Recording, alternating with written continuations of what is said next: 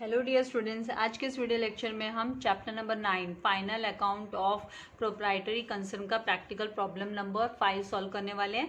तो इसका explanation start करने से पहले मैं आपसे रिक्वेस्ट करूंगी कि अगर अभी तक आपने चैनल को सब्सक्राइब नहीं किया है तो जल्दी से चैनल को सब्सक्राइब कर बेल आइकन बटन को प्रेस कीजिए ताकि आपको लेटेस्ट वीडियो के नोटिफिकेशंस मिलते रहे। लाइक एंड शेयर करना नहीं भूलना है। तो डियर स्टूडेंट्स, यहाँ पर हमें प्रिपेयर करनी है अब्दुल ट्रेडर्स का फाइनल अकाउंट प्रिपेयर करना है। तो फाइनल अकाउंट के जैसे मैं आप लोगों से पहले भी कह चुकी हूँ, 3 पार्ट्स होते हैं। ये पहला होता है ट्रेडिंग अकाउंट, दूसरा profit and loss account and third हमको बैलेंस शीट बनानी होती है। तो 3 पार्ट्स होते हैं एंड उनको स्टेप बाय स्टेप हमको क्लोज भी करना होता है। तो यहाँ पर आपको ये जो ट्रायल बैलेंस दी है एंड साथ में नीचे यहाँ पर एडजस्टमेंट्स दी है, इसके हेल्प से हमको फाइनल अकाउंट तैयार करना है। तो क्विकली एक बाइफर्केशन हम ट्रेडिंग अकाउंट ट्रायल बैलेंस का कर लेंगे, क्योंकि जैसे मैंने आपसे कहा कि 3 पार्ट्स होते हैं और 3 पार्ट्स कौन से होते हैं। तो ट्रेडिंग अकाउंट होता है and profit and loss account होता है एंड बैलेंस शीट होते हैं। तो इन्हीं के लिए कौन से आइटम्स इनमें डायरेक्ट जाने वाली है, तो उसके लिए हम ट्रायल बैलेंस का जब बाइफर्केशन कर लेंगे, क्लासिफिकेशन कर लेंगे तो हमें इजी होगा। तो यहाँ पर और एक और दूसरा तरीका भी मैंने आप लोगों को बताया था कि अगर आप डायरेक्ट पहले एडजस्टमेंट्स के हिसाब से मार्किंग करना चाहो तो वैसे मार्किंग करके भी आप डायरेक्ट भी कर सकते हो। There is no harm, direct करने में भी कोई प्रॉब्लम नहीं है। ये तो मैं अपने अपने तरीके से जस्ट आप लोगों को बताती हूँ। जैसे कि यहाँ पर क्लोजिंग स्टॉक है, तो एडजस्टमेंट्स के आपको याद रखना है कि ऑलवेज एंड ऑलवेज 2 इफेक्ट्स, तो मिनिमम 2 इफेक्ट्स होते हैं इसके, मिनिमम 2 इफेक्ट्स इसके कंफर्म होते हैं। तो यहाँ पर क्लोजिंग स्टॉक दिया है तो इसका 2 इफेक्ट कौन सा होगा, तो एक तो ट्रेडिंग अकाउंट के क्रेडिट साइड में जाएगा ये, और दूसरा ये एसेट्स के अंडर में आना चाहिए। तो ये इसके 2 इफेक्ट हो गए। फिर यहाँ पर आउटस्टैंडिंग एक्सपेंसेस दिया हुआ है, सैलरीज एंड वेजेस। तो यहाँ पर हम देखेंगे कि ट्रायल बैलेंस में जो सैलरीज दी है एंड वेजेस दिया है हमें, तो वेजेस इनके ऊपर हमें इफेक्ट दिखाना है। तो मतलब इनके जो अमाउंट जब हम लिखेंगे तो वो इनर कॉलम में लिखने वाले हैं। तो यहाँ पर ये आउटस्टैंडिंग जब एक्सपेंसेस होता है तो उसे ऐड किया जाता है, तो हम बोलेंगे ऐड टू सैलरी, सैलरी का सैलरी में ऐड होगा and add to wages, wages का वेजेस में ऐड होगा। एंड दूसरा इफेक्ट है ना, लायबिलिटीज के अंडर में हमको दिखा देना है इनका 2000 का एंड 4000 का। फिर charge depreciation on machinery, machinery पे डेप्रिसिएशन 10% चार्ज करना है। तो यहाँ पर मशीनरी पे मतलब एडजस्टमेंट आना है, ये कंफर्म है 10% का। तो ये जब डेप्रिसिएशन कैलकुलेट करने के बाद में हमको प्रॉफिट एंड लॉस अकाउंट के डेबिट साइड में डेप्रिसिएशन करके हम दिखाने वाले हैं एंड मशीनरी में से हमको माइनस करना होगा डेप्रिसिएशन का अमाउंट, जो अमाउंट डेप्रिसिएशन का वो हमें माइनस करना होगा। फिर यहाँ पर दिया बेड डेप्स रिटर्न ऑफ 2000, तो 2000 का बेड डेप्स रिटर्न ऑफ हो रहा है। तो प्रॉफिट एंड लॉस अकाउंट के डेबिट साइड में हम जो आरबीडीडी का अकाउंट बनाएंगे उसमें दिखाएंगे इसको एंड इसको डेटर्स पे हमको कैलकुलेट करना पड़ेगा। तो मतलब डेटर्स पे बेड डेप्स का इफेक्ट आना है, ये कंफर्म है। फिर यहाँ पर देखेंगे कि create a provision for bad debts and doubtful debts भी दिया है 5% ऑन डेटर्स, तो 5% डेटर्स, तो ये भी प्रॉफिट एंड लॉस अकाउंट में डेबिट साइड में एक इफेक्ट जाएगा और दूसरा हमको डेटर्स में से क्या करना होता है, माइनस करना होता है। तो ये डेटर्स में से हम माइनस करेंगे, उसके बाद ये कैलकुलेट कर हम डेटर्स में से माइनस करने वाले हैं, नेट डेटर्स में से ये माइनस होगा।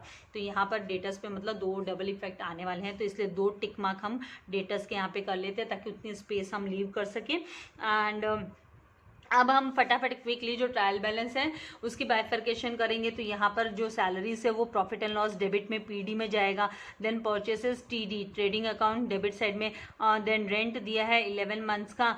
तो यहाँ पर ये जो है बहुत इंपॉर्टेंट, यहाँ पर एंट्री आ गई है आपकी कि 11 महीने का रेंट दिया है, बोला है 11 महीने का ही रेंट दिया है, मतलब 12 मंथ्स का होना चाहिए। तो ये आपका जो है हिडन एडजस्टमेंट है, this adjustment is what, hidden adjustment. तो इसमें आपको कैलकुलेशन करना पड़ेगा 12 महीने की, आपको लानी पड़ेगी रेंट 12 महीने का कितना होता है वो आउटस्टैंडिंग करके दिखाना होगा। तो इसमें आउटस्टैंडिंग जो है वो हम लायबिलिटीज के अंडर में दिखाएंगे एंड हम रेंट में ऐड करेंगे 1 मंथ का जो आउटस्टैंडिंग रहेगा, 1 मंथ का ऐड। तो ये हिडन एडजस्टमेंट है, तो रीड करने के टाइम पे हमें ध्यान में कर लेना है। मशीनरी जो है वो असेट्स के अंडर में जाएगा, एडवांस अगेंस्ट वेजेस, तो वेजेस के अगेंस्ट जो हम यहाँ पर 4000 का एडवांस दिया हुआ है, यहाँ पर बोला है कि 4000 का वेजेस के अगेंस्ट में एडवांस है। तो ये जो 4000 है ये हमको एडवांस वाला एसेट्स के अंडर में दिखाना होगा। जब भी एडवांस अगेंस्ट वेजेस दिया ये एसेट्स के अंडर में आ जाएगा 4000। एंड ओपनिंग स्टॉक है ट्रेडिंग अकाउंट के डेबिट साइड में आएगा। सबसे स्टार्टिंग में हम ओपनिंग स्टॉक से स्टार्ट करते हैं, opening then purchases then by sales करके। बैड डेब्ट्स है, ये ओल्ड बैड डेब्ट्स है, और ये जब हम आरबीडीडी का अकाउंट बनाएंगे तो प्रॉफिट एंड लॉस अकाउंट के डेबिट साइड में हमको दिखाना है। प्रीपेड इंश्योरेंस है, एडवांस में पे की गई है इंश्योरेंस, तो प्रीपेड यहाँ पर जब प्रीपेड इंश्योरेंस दिखा रहे हैं तो इसको हमको एसेट्स के अंडर में दिखाना है। देन ये जो वेजेस है ट्रेडिंग अकाउंट के डेबिट साइड में। लूज टूल्स एसेट्स में आएगा। कमीशन रिसीवेबल, तो कमीशन रिसीवेबल तो ये हमको एसेट्स में दिखाना है। रिसीवेबल जो होता है आउटस्टैंडिंग होता है वो हम एसेट्स के अंडर में दिखाते हैं। देन डेटर्स है, ये एसेट्स के अंडर में आएगा, इसका इफेक्ट हमको एसेट्स के अंडर में। एंड देन कैश एसेट्स के अंडर में, बैंक एसेट्स के अंडर में। ड्राइंग्स जो है ये कैपिटल में से हमें माइनस करना होगा। जो हम बैलेंस शीट बनाएंगे तो कैपिटल में से हम इसको माइनस करेंगे। लेकिन यहाँ पर आप देख रहे हो कि अब्दुल ट्रेडर्स की खाली आपको जो क्वेश्चन में है आपको फाइनल अकाउंट्स प्रिपेयर करने बोला, तो इसमें बैलेंस शीट भी हमको बनानी है।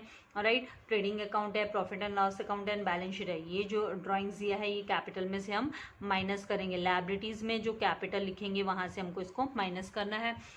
फिर फ्रेट इनवर्ड दिया है, तो फ्रेट इनवर्ड जो है वो फैक्ट्री रिलेटेड होता है, इसके लिए ट्रेडिंग अकाउंट के डेबिट साइड में आएगा। बिल्स रिसीवेबल है, ये एसेट्स के अंडर में आएगा।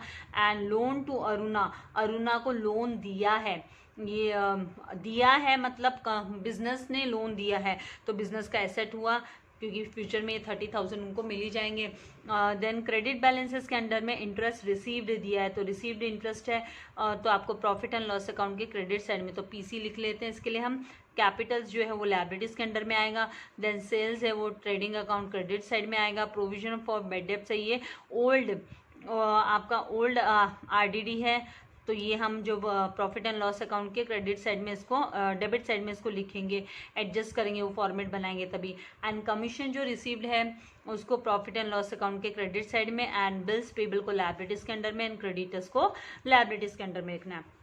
अब इससे हमको बाइफरकेशन करने से फ़ायदा ये होता है कि अभी हमारी कोई गलती नहीं होगी और क्विकली हम है ना एडजस्ट कर सकते हैं, अमाउंट लिख सकते हैं। और ये जो हमने एडजस्टमेंट के लिए मार्किंग की है तो उसमें भी हमको है ना लाइन्स लीव करने में आसानी हो जाती है क्योंकि स्पेस हमको एडजस्ट करनी पड़ती है। तो यहाँ पर अभी क्विकली हम अमाउंट्स को है ना लिख लेते हैं। तो फॉर्मेट तो मैंने रेडी रखा है, अगर आपने नहीं रेडी रखा है तो आप अपना फॉर्मेट तैयार कर लीजिए। सबसे पहले यहाँ पर सैलरीज दिया हुआ है तो quickly profit and loss account के फॉर्मेट के यहाँ पे एक लाइन में लीव कर देती हूँ, जो कि हमको प्रॉफिट नहीं तो लॉस को मेंटेन करने के लिए लिखना होता है। तो यहाँ पर 2 सैलरीज एंड जो अमाउंट दिया है वो हम इनर कॉलम में 10,000 लिख लेंगे। एक एडजस्टमेंट इसीलिए एक मार्किंग किया हुआ है हमने। फिर नेक्स्ट है परचेसेस, तो परचेसेस को 2 परचेसेस कर हम लिखेंगे। 2 ट्रेडिंग अकाउंट में आएगा, सॉरी ये यहाँ पर 2 परचेसेस ट्रेडिंग अकाउंट में 2 परचेसेस। स्टार्टिंग में हमारा 2 ओपनिंग स्टॉक आना चाहिए, तो यहाँ पर हम लिख के छोड़ देते हैं, अमाउंट हमारे सामने आएगा तब हम लिख लेंगे। यहाँ पे 2 परचेसेस पे कोई रिटर्न वगैरह का ट्रांजैक्शन है नहीं, कोई रिटर्न यहाँ पर हमने रिटर्न आउटवर्ड का कोई ट्रांजैक्शन है ही नहीं, इसीलिए हम इसको 71,400 को आउटर में डायरेक्टली दिखा सकते हैं। फिर उसके बाद में रेंट का दिया है, तो रेंट तो हिडन एडजस्टमेंट है, तो यहाँ पर हम रेंट का लिख लेते हैं कि RENT rent. And inner column में ही रेंट के अमाउंट को 2,200 को लिख लेते हैं। और इस एडजस्टमेंट को, ये हिडन एडजस्टमेंट कैसे पता चला, यहाँ पे 11 महीने का ही दिया है, तो हम यहाँ पर वर्किंग नोट कर लेते हैं इसकी तैयार, क्योंकि ये हिडन है तो इसको यहीं का यहीं इसका क्लियर कर देते हैं हिसाब किताब। तो rent for 1 month, for 1 month का रेंट निकालने के लिए हमको, क्योंकि 1 महीने का कम है ना, तो 2200 को डिवाइड बाई 11 करेंगे तो 11 2 ज़ा 22, तो 200 रुपीज़ है ना 1 मंथ का रेंट आया। तो ये जो 1 मंथ का रेंट है ये outstanding, rent for 1 month outstanding है, क्या है O/S मतलब आउटस्टैंडिंग है, तो ये आउटस्टैंडिंग है तो इसको हम ऐड करेंगे, रेंट में ऐड करना होता है हमको एंड लायबिलिटीज़ में दिखाना होता है। तो 200 रुपीज़ यहाँ पर आउटस्टैंडिंग करके हम ऐड आउटस्टैंडिंग। एडजस्टमेंट्स के 2 इफेक्ट होते हैं, जैसे मैं आपको बार बार बोल रही हूँ, 200 तो 2400 आउटर में एंड 200 लायबिलिटीज़ के अंदर में। ऊपर की 5-6 लाइन्स हम कैपिटल के लिए लीव कर देते हैं, फिर हम लिख देते हैं outstanding rent outstanding rent 200 rupees. इसके बाद में जो नेक्स्ट है यहाँ पर मशीनरी, तो मशीनरी हमको एसेट्स में लिखना है 56,000 का, तो बैलेंस शीट में एसेट्स के यहाँ पर मशीनरी 56,000 हम लिख देंगे। मशीनरी 56,000, इस पे एडजस्टमेंट है इसलिए 1 लाइन लीव कर देते हैं। एडवांस अगेंस्ट वेजेस एसेट्स में लिखना है, एडवांस अगेंस्ट वेजेस 4,000। देन उसके बाद में ओपनिंग स्टॉक दिया 20,000। ओपनिंग स्टॉक यहाँ पर ट्रेडिंग अकाउंट में आएगा। 4-5 सम प्रैक्टिस करते करते अपने आप पता चल जाएगा कि कौन सी आइटम कहाँ पर आएगी। तो यहाँ पे 20,000 एंड बेड डेप्ट्स 1,000 दिया है, तो बेड डेप्ट्स का पूरा फॉर्मेट हम तैयार कर लेते हैं। ये फॉर्मेट आपको याद कर लेना है, एक तरीके से हम बोलते हैं ना मेमोराइज कर लेना है। तो यहाँ पर हम लिखेंगे 2 RBDD, reserve for bed debts and doubtful debts कर इसका फुल फॉर्म होता है, जिसमें हम बेड डेप्ट्स ओल्ड, ये हमें कहाँ मिलता है, तो ट्रायल बैलेंस में मिलता है। अमाउंट जो दिया है यहाँ पर 1,000 ऐड इसमें किया जाएगा। New bad debts, additional bad डेप्ट, न्यू बेड डेप्ट्स, और इसमें ऐड क्या करते हैं, new RDD, new reserve for doubtful debts, जो डेटस पे हम कैलकुलेट करेंगे। एंड इसमें से माइनस किया जाता है ओल्ड RDD। नेक्स्ट ये फॉर्मेट आपको याद कर लेना है। देन प्रीपेड इंश्योरेंस एसेट्स के अंडर में आएगा, तो प्रीपेड इंश्योरेंस का अमाउंट एसेट्स के अंडर में शो कर देते हैं। प्रीपेड इंश्योरेंस एडवांस में पे कर दिया है 2,400। ये एडजस्टमेंट के अंदर नहीं था, ये ट्रायल बैलेंस में, इसीलिए इसका सिंगल इफेक्ट दिखाई दे रहा है। अगर ये एडजस्टमेंट में होता तो इसके 2 इफेक्ट्स दिखाते हैं। वेजेस ट्रेडिंग अकाउंट में डेबिट साइड में,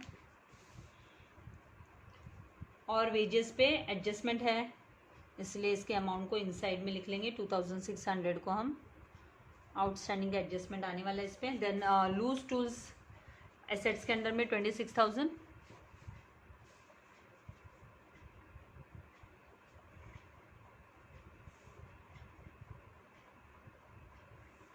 उसके बाद में नेक्स्ट देखेंगे हम कमीशन रिसीवेबल एसेट्स के अंडर में लिखेंगे इसको भी।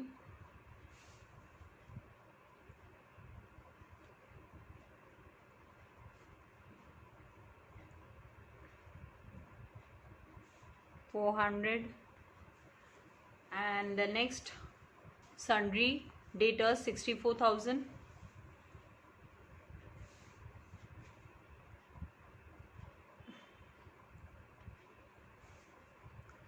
इनसाइड में लिख लेना है, इस पर 2 एडजस्टमेंट है, RDD और न्यू बेड डेप्ट्स हमको माइनस करना है इसमें से, तो उसी के हिसाब से मैंने लाइन लीव किया। ये पहले हम माइनस न्यू बेड डेप्ट्स करेंगे तो उसके लिए हो गया, क्योंकि यहाँ पर एडजस्टमेंट है ये, फिर अमाउंट आएगा, फिर उसमें हमको 5% का RDD कैलकुलेट करना होगा, वो कैलकुलेट करेंगे। फिर नेक्स्ट यहाँ पर हम देख रहे हैं, नेक्स्ट जो दिया है cash, cash and bank 1,000 and 3,000 दिया एसेट्स के अंडर में आएगा। यहाँ एसेट्स के अंडर में कैश 1,000, बैंक 3,000। देन ड्राइंग्स दिया है 7,600 का, तो कैपिटल में लायबिलिटीज़ के यहाँ पर हम कैपिटल लिखेंगे अमाउंट टॉप में, तो उसमें से वहाँ से हमको माइनस ड्राइंग्स करना है 7,600 का। Then freight inward trading account में आएगा, टू फ्रेट ये आउटवर्ड होता तो प्रॉफिट एंड लॉस में जाता, जैसे कैरेज इनवर्ड होता है वो ट्रेडिंग में आता है। 1000।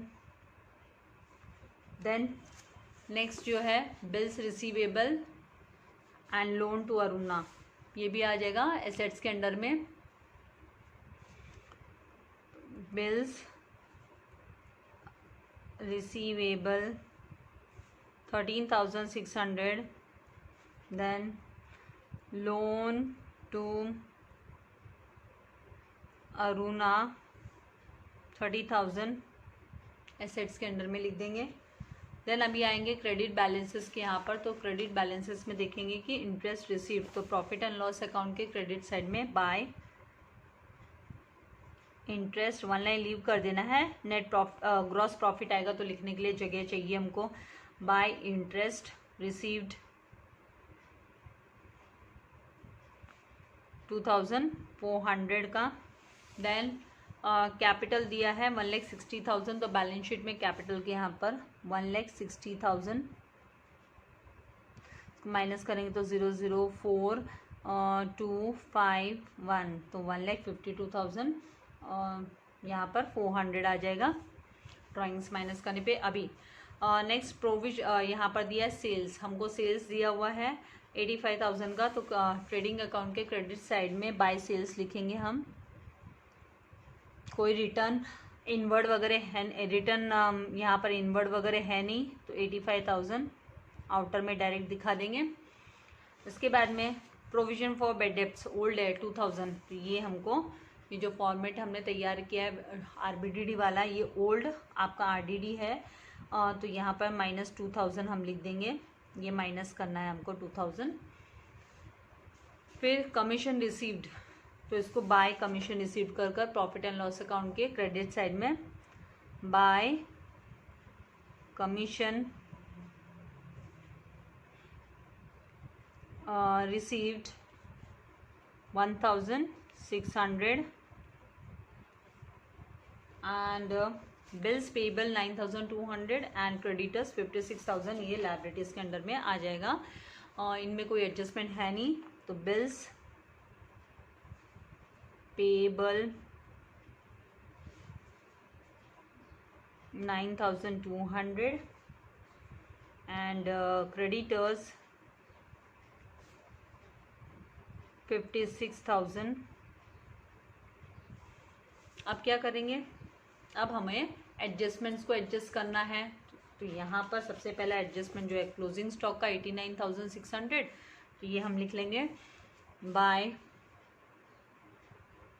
क्लोजिंग स्टॉक ट्रेडिंग अकाउंट के क्रेडिट साइड में आएगा।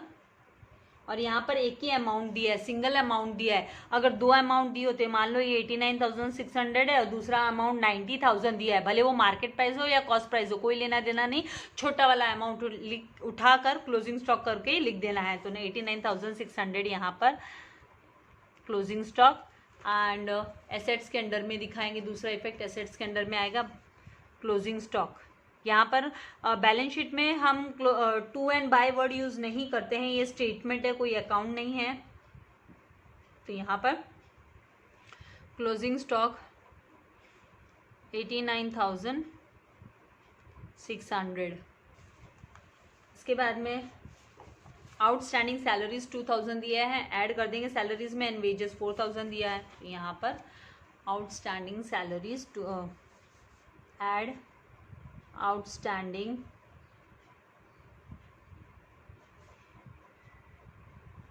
आउटर में आ जाएगा 12,000 एंड वेजेस में ऐड आउटस्टैंडिंग वेजेस 4,000 बोला है, आउटर में आ जाएगा 6,600। ये 2,000 जो सैलरी का आउटस्टैंडिंग एंड वेजेस का आउटस्टैंडिंग हमको लायबिलिटीज के अंडर में भी लिखना है। तो यहाँ पर हम लिखेंगे आउटस्टैंडिंग।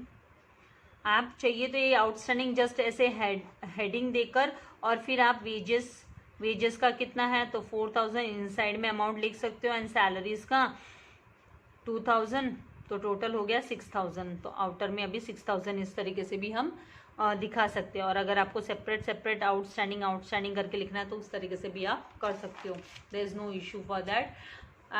अभी नेक्स्ट जो है वो है डेप्रिसिएशन को लेकर। 10% डेप्रिसिएशन कैलकुलेट करना है मशीनरी पे। तो मशीनरी यहाँ पर 56,000 की है, तो मतलब फुल ईयर का, यहाँ पे कोई डेट या कुछ मेंशन नहीं किया है कि इसमें कोई नई मशीनरी इंक्लूडेड है या कुछ भी नहीं है। तो मतलब 56,000 पे फुल ईयर का, 1 ईयर का हम 10% कैलकुलेट करेंगे तो 5600 होता है। फिर भी मैं आप लोगों को जस्ट वर्किंग नोट कर दिखा देती हूँ कि डेप्रिसिएशन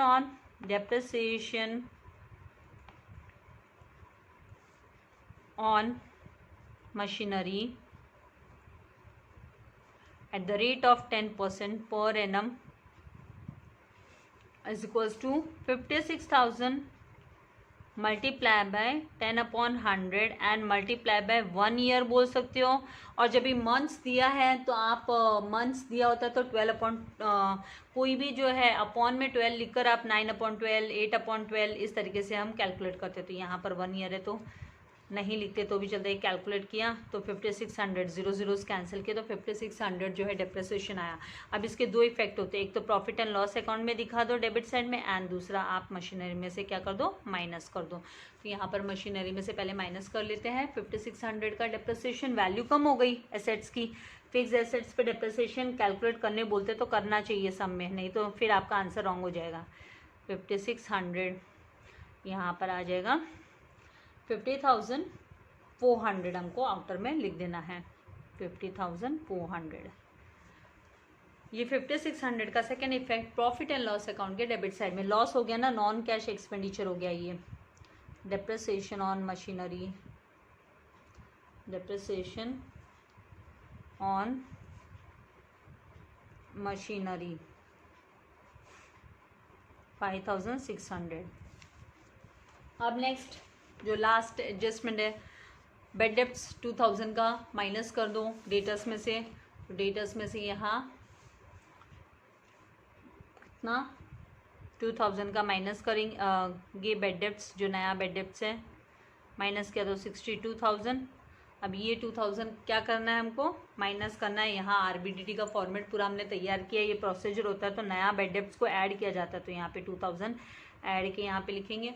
अभी हमको नेक्स्ट जो लास्ट एडजस्टमेंट में एक और बोला है कि क्या करना है, तो यहाँ पर आरडीडी कैलकुलेट करने बोला, न्यू आरडीडी 5% सन्डी डेटर्स पे। तो यहाँ पर जो 62,000 हमको दिखाई दे रहा है, 62,000 पे 5% हम कैलकुलेट करेंगे तो 3,100 आने वाला है। मुझे डायरेक्ट पता है, आप लोगों को कन्फ्यूजन हो तो आप क्या अपना वर्किंग नोट ज़रूर करो फिर, ताकि आपको प्रॉब्लम नहीं आए, कैलकुलेशन में गलती नहीं हो। तो न्यू आरडीडी ऑन डेटर्स पे कैलकुलेट करते हैं। तो 62,000 मल्टीप्लाई बाय 5/100, 5% कैलकुलेट करना है। तो 2 zeros गॉट कैंसल, 0 5 0 0, 5 2 10 का 0 कैरी ओवर 1, 5 6 30, 30 and 1 31। तो 3100 का जो है आपका नया आरडीडी आता है। तो इसका दो इफेक्ट, एक तो इसको माइनस कर दो यहाँ से, माइनस 3,100 माइनस करना है। माइनस करेंगे तो 0 0 एंड 9, 11 माइनस 3 किया तो 8, तो 58 यहाँ पर माइनस करेंगे तो 58,900 आपका वैल्यू आ जाएगा डेटर्स का। अब ये 3,100 हमको नया आरडीडी है करके यहाँ पे फॉर्मेट पूरा तैयार है, तो यहाँ पर 3,100 हम प्लस करेंगे। हो गए सारे एडजस्टमेंट्स। अब क्या करना है, इसका टोटल भी ज़रा बाहर ले लो, उसके बाद में सारी कैलकुलेशंस करना स्टार्ट करेंगे। जो मेन आपको क्लोजिंग करनी है, ट्रेडिंग अकाउंट से शुरुआत करनी है। तो यहाँ पर 1,000 प्लस 2,000 3,000, 3,000 प्लस 3,000 3,000 मतलब 6,000 हो गया। 6,100 में से हम माइनस 2,000 करेंगे तो जो 4,100 आउटर में आएगा, 4,100 आउटर में आ जाएगा। कभी कभी क्या होता है, ओल्ड आरडीडी ज़्यादा होता है, ओल्ड आरडीडी ज़्यादा होता है तो उस केस में फिर वो जो बैलेंस बचा हुआ रहेगा अमाउंट, वो आपका क्रेडिट साइड में प्रॉफिट एंड लॉस अकाउंट के आता है। लेकिन यहाँ पर क्या है, ओल्ड आरडीडी कम है और बाकी का ये सब आपने जब ऐड किया, ये सम अप किया, दिस इज ये आपका ज़्यादा है, इसका टोटल जो है वो ज़्यादा है। तो ये तीनों आइटम का टोटल ज़्यादा है, तो यहाँ पे 4,100 डेबिट साइड में ही आ जाएगा आपका। अभी क्विकली ट्रेडिंग अकाउंट को क्लोज कर देंगे। तो क्लोजिंग का स्टेप क्या होता है, पहला trading account, first trading account close होगा, इसमें से ग्रॉस प्रॉफिट नहीं तो ग्रॉस लॉस मिलेगा। अभी वो कैसे पता चलेगा, तो उसके लिए हमें टोटल देखना होगा कौन सा साइड मोर है। तो यहाँ पर हम टोटल देखेंगे तो यहाँ पर आता है हमारा 600 एंड आपको चाहिए स्टार्टिंग में पेंसिल से कर लो ताकि आपको बार बार कैंसलेशंस नहीं करने पड़े। 5 + 9 कितना होता है, 14 का 4 कैरी ओवर 1, 8 + 8 16 + 1 7, तो 1,74,600। इधर का टोटल करके देखेंगे, जरा यहाँ साइड में लिख लेते हैं। तो 0 0 4 + 6 10 होता है, तो 0 कैरी ओवर 1 किया, 1 + 1 2, 2 + 6 2 + 6 8, 8 + 1 9, यहाँ पर आ गया 9 एंड 2 + 7 9, तो 99,000 आ रहा है। यहाँ पर 99,000 आ रहा है, लेकिन यहाँ पर कितना है 1,74,600, तो मतलब क्रेडिट बैलेंस है। क्रेडिट साइड क्या है, मोर है, ज़्यादा है। तो क्रेडिट साइड मोर होने पर हमें क्या करना है, यहाँ पर भी फिर हम 1,74,600 है ये, नॉट 900, टोटल जो आ रहा है वो 600 आ रहा है। यहाँ पर भी हम 600 लिखेंगे एंड यहाँ जो पेंसिल से लिखा है उसको भी रब कर हमको पेन का ही दिखाना है टोटल। तो 1,74,600 मिस रब करना था तो फिर लिखा ही क्यों भाई, आप लोगों का समझाने के लिए कि कोई भी साइड मोर हो सकता है, डेबिट साइड भी मोर हो सकता है। यहीं पे पेंसिल से थोड़ा सा कैलकुलेशन कर लेते हैं, माइनस करेंगे तो कितना आएगा, तो 0 0 6 14 - 9 किया तो 5 एंड यहाँ पर आपका हो गया 16 - 9, 16 - 9 करेंगे तो आ जाएगा, यहाँ पर 16 - 9 करने पर 7, तो 75,600 जो है ये ग्रॉस प्रॉफिट है। This is the balancing figure, ये बैलेंसिंग फिगर हमको 75,600 यहाँ पर लिखना है। दिस इज हमारा बैलेंसिंग फिगर हो गया।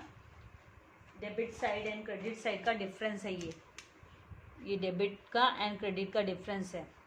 तो क्रेडिट बैलेंस मतलब क्रेडिट साइड मोर, क्रेडिट साइड मोर।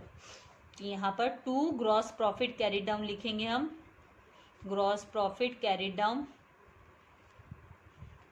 और ये ग्रॉस प्रॉफिट जाएगा कहाँ, तो ये प्रॉफिट एंड लॉस अकाउंट में ट्रांसफर किया जाता है। तो प्रॉफिट एंड लॉस अकाउंट के ये क्रॉस साइड में, यहाँ पर ये डेबिट में बैलेंसिंग है तो हम क्रेडिट साइड में इसको यहाँ लिखेंगे। ये क्रेडिट साइड में प्रॉफिट एंड लॉस अकाउंट के क्रेडिट साइड में by gross profit brought down, by gross profit brought down 75,600। अब क्या करना है, अब प्रॉफिट एंड लॉस अकाउंट को, second step profit and loss account को क्लोज करो एंड फाइंड आउट करो कि प्रॉफिट आ रहा है कि लॉस आ रहा है, नेट प्रॉफिट है कि नेट लॉस है। वो भी निकालने के लिए आपको करना क्या होगा, डेबिट का टोटल एंड क्रेडिट का टोटल करना होगा। पहले करो पेंसिल से, तो 0 0 6 + 6 12 + 4 16 का 6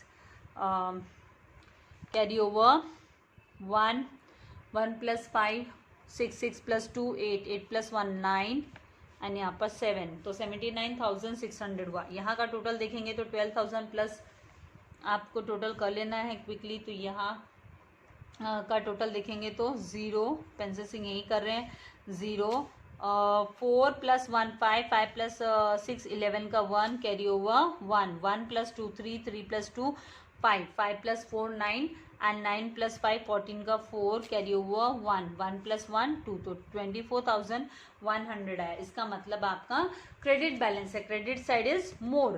तो ये जो टोटल है 79,600, ये टोटल के यहाँ पर हम दोनों भी साइड लिख लेंगे। तो यहाँ पर 79,000 ये प्रोसीजर होता है क्लोज करने का अकाउंट, 79,600। इसका मतलब जो बिजनेस है वो प्रॉफिट में है।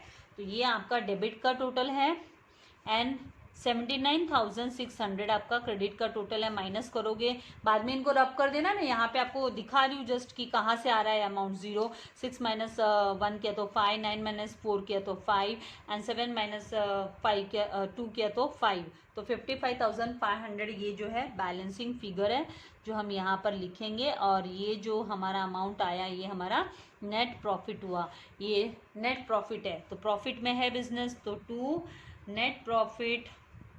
और ये कहाँ पर ट्रांसफ़र होता है, तो नेट प्रॉफिट ट्रांसफर्ड, इसको हम ट्रांसफ़र करते हैं, ट्रांसफर्ड टू कैपिटल अकाउंट और अगर मैं सरल और शब्दों में बोलूं तो मतलब add to capital, add to capital, capital में ऐड किया जाता है। ये आपको लिखने की जरूरत नहीं है, मैं आपको समझाने के लिए बता रही हूँ, खाली आपको नेट प्रॉफिट कैरी डाउन लिखेंगे तो भी चलता है। नाउ इसको हमें बैलेंस शीट, अभी लास्ट हमारा क्या बचा, बैलेंस शीट। तो बैलेंस शीट में ये कैपिटल यहाँ पे दिखाई दे रहा है, ड्राइंग्स माइनस कर दिए, यहाँ पे add net profit, net profit को ऐड करने के बाद में आपकी जो बैलेंस शीट है वो टैली होनी चाहिए। वो क्या होनी चाहिए, balance sheet should tally, tally मतलब debit side and credit side का जो टोटल है वो सेम होना चाहिए। लायबिलिटीज इज इक्वल्स टू क्या आपका एसेट्स होना चाहिए। तो नेट प्रॉफिट 55,500 का सम अप करेंगे तो 009,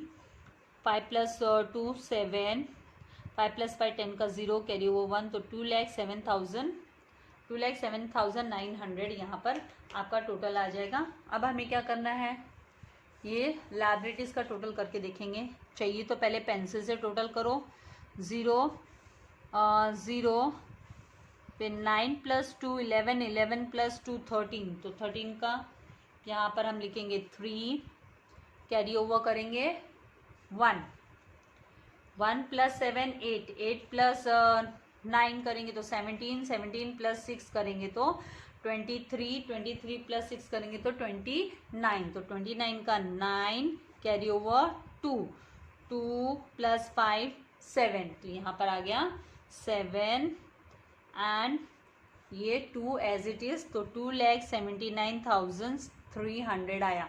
सेम इधर भी आना चाहिए, तो उसके लिए आपको टोटल करके देखना है। अगर मान लो आपका नहीं आता है तो मतलब कहाँ ना कहाँ कुछ तो गड़बड़ है, तो आपको चेक करना पड़ेगा। तो यहाँ पे सब यूनिट्स के प्लेस पे 0 है, देन टेंस के प्लेस पे भी सब जगह 0, देन 4 + 4, 4 + 4 8, 8 + 4 कितना होगा 12, 12 + 9 करेंगे तो 21, 21 + 6 27, 27 + 6 33 का 3, कैरी ओवर हमें करना है 3, कैरी ओवर हम लेंगे 3, तो 3 + 4 7, 7 + 2 9, 9 + 6 15, 15 + 8 23, 23 + 1 24, 24 + 3 27, 27 + 3 30, 30 + 9 39 का 9, कैरी ओवर 3, 3 + 5 8, 8 + 2 10, 10 + 5 15, 15 + 1 16, 16 + 3 19, 19 + 8 27, तो आ गया 27, तो मतलब 2,79,300 आ गया। तो दोनों भी साइड का टोटल सेम है, आपका सम जो है वो 100% आपका करेक्ट हो गया, क्योंकि यहाँ पर टोटल जो है आपका सेम आ गया। तो इस तरीके से आपको सम करना है। तो आई होप आपको अच्छे से समझ में आ गया। आपको चाहिए तो आप क्वेश्चन के सोल्यूशन की स्क्रीनशॉट लेकर प्रैक्टिस कर सकते हैं। तो ये है आपका क्वेश्चन नंबर 5 का सोल्यूशन, ये प्रॉफिट एंड लॉस अकाउंट का, and this is the balance sheet. और जब बैलेंस शीट का टोटल होता है, liabilities is equals to assets होता है, तो उसको हम बोलते हैं टैली होना। बैलेंस शीट टैली हो गई, and this is the working note का आप स्क्रीनशॉट ले सकते हो। वीडियो को लाइक करना एंड शेयर करना नहीं भूलना है, और जल्दी से जल्दी 11th स्टैंडर्ड का पोर्शन कंप्लीट कर हमें 12th स्टैंडर्ड स्टार्ट कर देना है। Thank you for watching video. God bless you all dear students.